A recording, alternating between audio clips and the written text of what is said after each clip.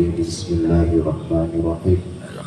Alamin ar-Rahmanir-Rahim Maliki yaumiddin.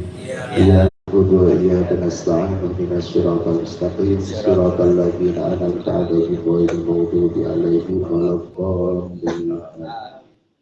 Subhanaka la ilma lana illa ma 'allamtana innaka antal alimul hakim. Rabbi shrah li sadri wa yassir li amri wahlul 'uqdatam min lisani yafqahu qawli. Rabbi zidna ilma warzuqna fahma.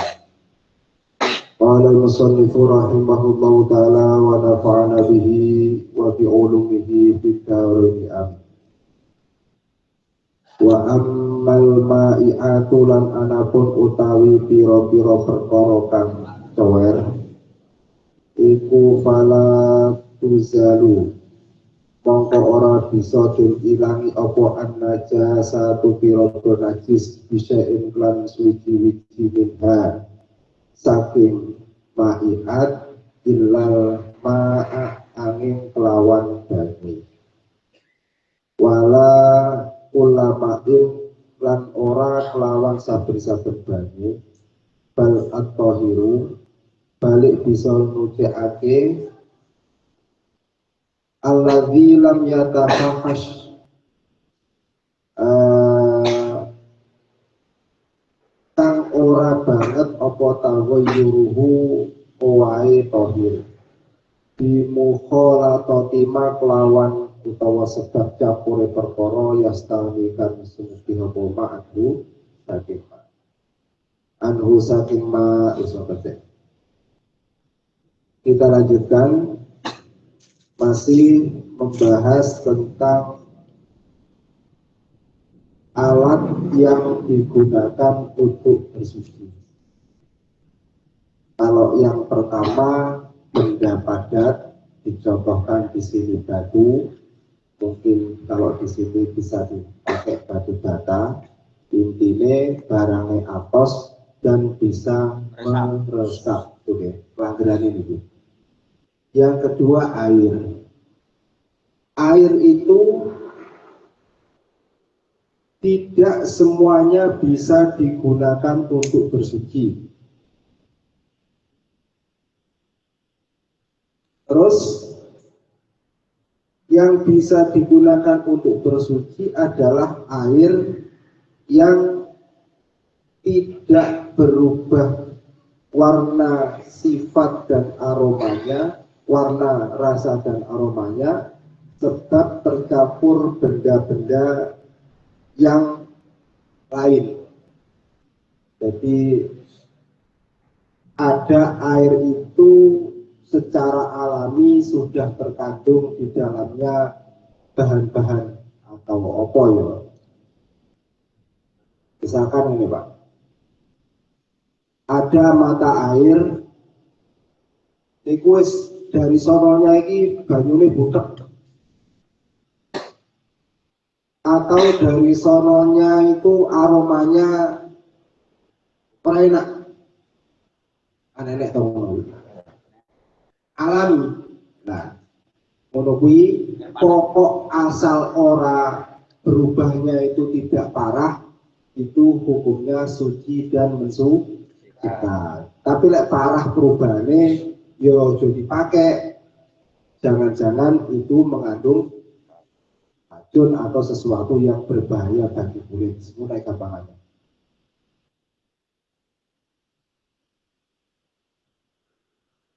Berbeda dengan sesuatu yang memang dari luar unsur air. Misalkan kejatuhan sesuatu, misalkan sampean di kolam, nah gue masjid itu ada kolam. Nah juga aslinya suci Pak, itu ukuran polanya kan juga luar biasa loh Pak. Tapi yang krono kaya ngono kuwi ya wis yo sudah ojo tinggi ngono. Ya. Atau beda lagi kalau yang mencampuri itu daun-daun kering. Kolam dure iki pohon rimbun, bodongnya ceblok setiap hari karena basah yang banyaknya, lama-lama airnya itu berubah warna. Nah, yang model ngoten itu tetap suci dan mensucikan. Tapi ya lagi-lagi pokoknya agar orang terlalu perubahannya tidak terlalu drastis. Tapi kalau rasanya ambune itu berubah kabeh ya lagi-lagi jangan di.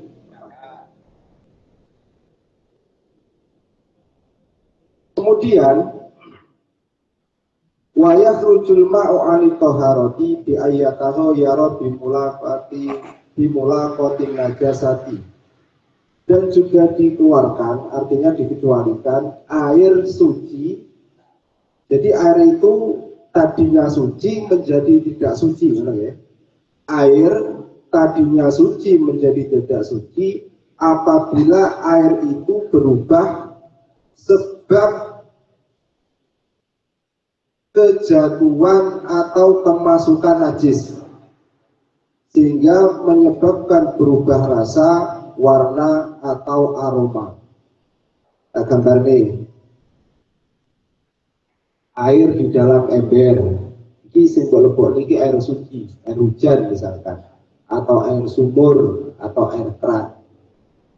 Kok taruh nek dapur, kok taruh nek teras rumah, terus kejatuhan najis, apa misalnya telek cecak, telek lowo, dan lain sebagainya.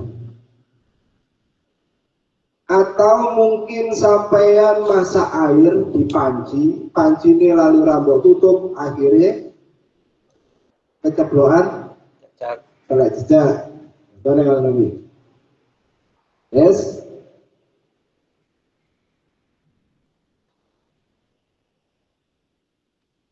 Fa in lam yataghayyar wa kana qariban min mi'adani wa khamsina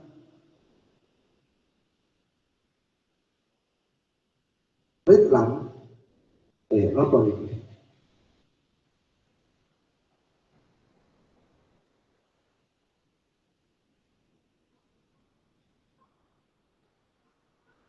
Bahwa khamsumi'ati ritlin biritlin irof. Wis ngene, bahasa kita sepenak itu dua kolah. Dua kolah itu ulama berbeda pendapat. Ada yang mengatakan seandainya dibuat tempatnya itu petak kubus persegi itu 60 cm panjang kali lebar kali tinggi semuanya 60 cm. Tapi untuk lebih berhati-hati ada ulama yang mengatakan 80 cm. Jadi sampai kalau buat bak mandi sing aman itu ukuran minimali adalah 80 cm. 80 tingginya 80. Tapi lebih besar lebih baik. Tapi rata-rata saat itu serangan di monopoli. Nah, kalau menggunakan ember kecil itu sama kudu hati-hati. Perhatikan nek jerone nek tereke cecak apa ora. Wes sekarang kalau air itu tidak balaghal ma'kulatain lam yahmil kobaan. Ketika kobasain, ketika air itu lebih dari 2 kolah, maka dia tidak najis bila terkena najis. Jadi gampangnya ini Pak, kalau air jumlahnya itu literannya piro ya Pak? Boleh onek Google dhewe lah ya.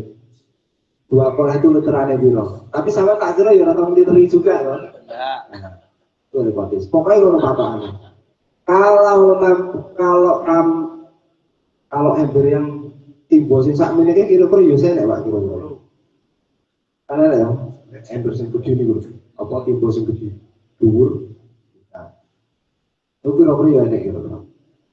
Kalau segitu kejatuhan najis, kata gini, asal banyune sik panggah bening, yo panggah seger, ora mampu, niku hukume boten najis. Bisa dipahami ya?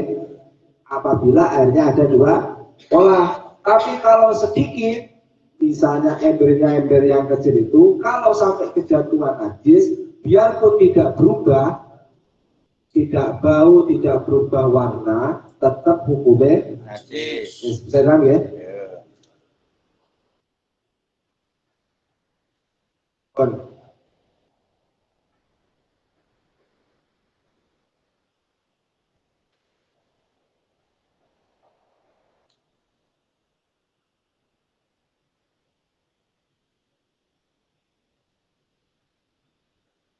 Dan pendapat ini adalah pendapat yang dipilih atau pendapatnya Imam Syafi'i radhiyallahu anhu. Jadi Imam Ghazali itu Pak gelar Hujatul Islam, ya, tapi beliau mazhabnya Syafi'i. Jadi pilihannya itu tetap Syafi'i.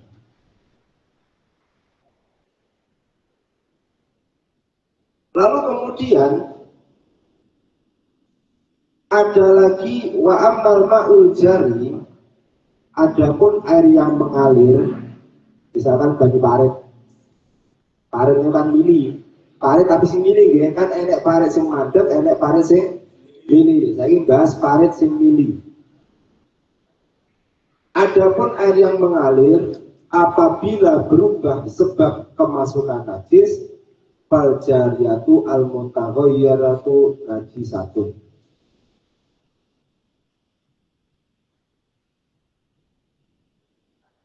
Air yang mengalir kalau kejatuhan najis kok sampai berubah, maka air itu hukumnya najis. Sampai contoh, ada parit dia mengalir Pak, tapi tinggi sampai tinggi mubah berodot, ngerti berodot?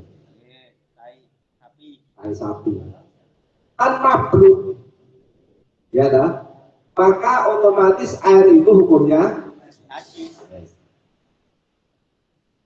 Tapi nek kalau siji kemper ya bukan apa-apa. Itu sing sifat itu kadang-kadang apa ya? Ya pokoknya kotoran-kotoran yang atau najis-najis yang dalam jumlah banyak sehingga mempengaruhi kualitas air, maka airnya menjadi najis. Jadi orang-orang yang sama petang-petang ini kan air yang mengalir, ya air mengalir tetap berubah Pak, sifatnya ya tetap. Nah kemudian yang berubah menjadi najis itu adalah tempat itu dan bawah, tapi atasnya tidak, jelas tersebut. Wakada an-najasatu al-jariyatu idza jarat bi majrul ma' fa najisun mawqi'uha minal ma' wa ma'an yaminiha wa shimaliha idza taqasara an kullataini. Pokoknya yang gerbang ini itu kurang rongkola, kan kadang ada air mengalir tapi airnya kecil Pak, paritnya kecil. Tapi yo gitu nek sungai ini sungai koyo apa? Sungai kapung ngono kae kan yo ake tok masih munggah cuci apa? Berodot kan yo tetep hilang. Terus kemudian iki marine Pak, marah iki. Mare niku sing digawe percontohan niku negeri Timur Tengah, khususnya Mekah karo Madinah. Kono ki angel.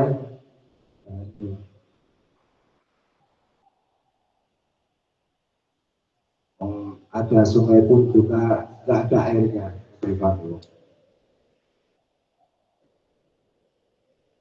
Terus kemudian yes.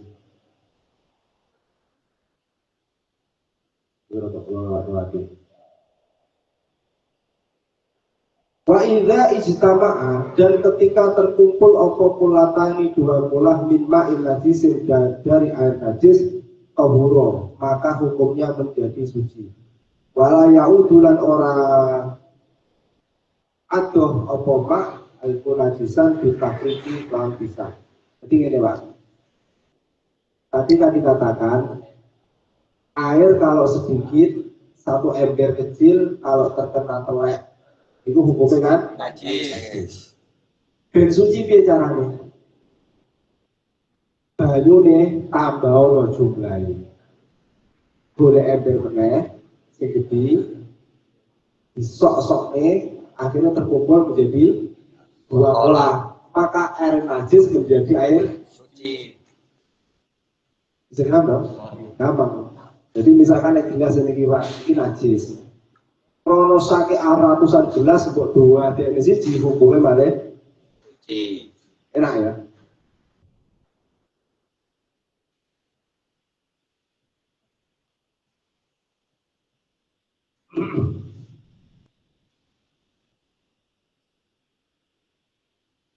Hadza huwa madhabu Syafi'i radhiyallahu anhu. Wa kuntu awatu ayakuna madhabuhu kama madhabi Malik radhiyallahu anhu fi anal ma' wa in qala la yajuzu illa fi taghayyur. Nah, berbeda dengan Imam Malik. Jadi lagi-lagi tak ulangi, Imam Ghazali itu madhabi Imam Syafi'i. Tapi beliau nggak cocok dengan madhabi Imam Malik.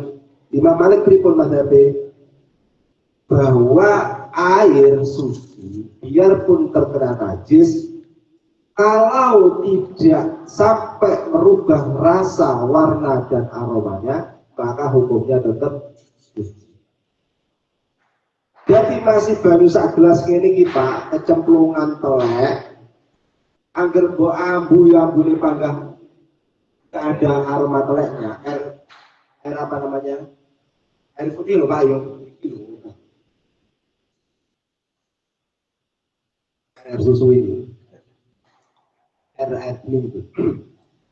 Jadi misalkan tadi air di mangkok kecil suci sama nampung air hujan di ember kecil kecebloan telek asal nggak berubah kualitas airnya hukumnya tetap suci dari Imam Malik. Imam Syafi'i hukumnya najis karena jumlahnya tidak mencukupi atau kurang dari 2 kolom.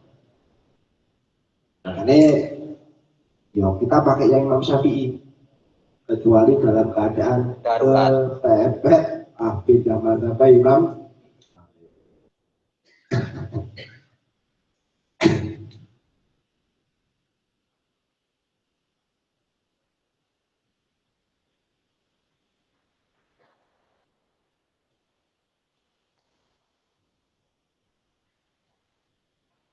Tapi ya alhamdulillah niku ana jadi urip nek bersehat.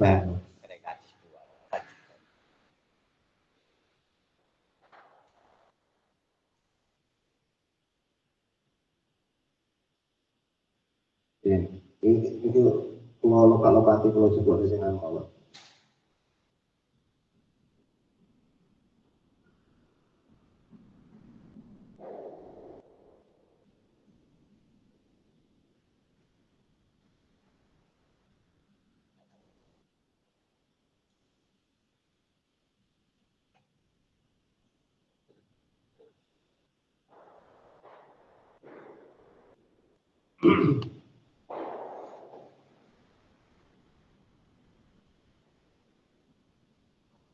waqat tawa doa lan teman-teman wis wudu sapa Umar radhiyallahu anhu sahabat Umar bin Khattab radhiyallahu anhu bima'in lawan banyu fi jurrati nasroniyati ing dalem wadah apa ya wadah banyune wadon Nasroniyah.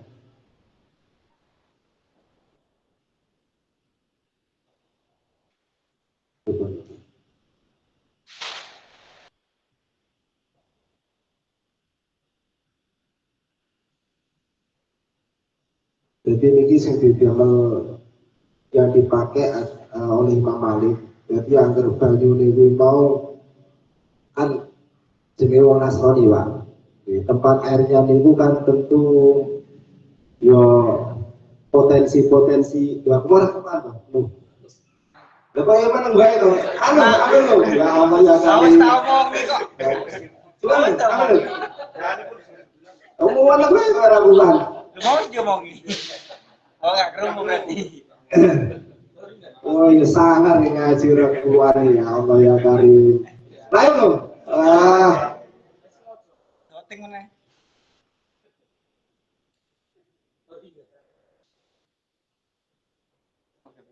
Jadi apa itu jenenge? Airnya orang Nasrani itu kan yo berpotensi macam-macam tuh Pak. Misalkan bisa saja mereka memelihara ya. Terus kemudian dalam atau berpotensi terkena najis-najis baik itu mukhafafah ataupun mutala sito. Nah kan selama itu pula tentu tidak pernah disucikan secara syariat kan maksudnya. Tapi berhubung air yang ditempatkan di situ nggak berubah, tetap air bening, maka digunakan untuk bersuci. Itu maksudnya. Sehingga itu patokan. Pokoknya kita yakin kalau itu air suci, maka mensucikan. Ya memang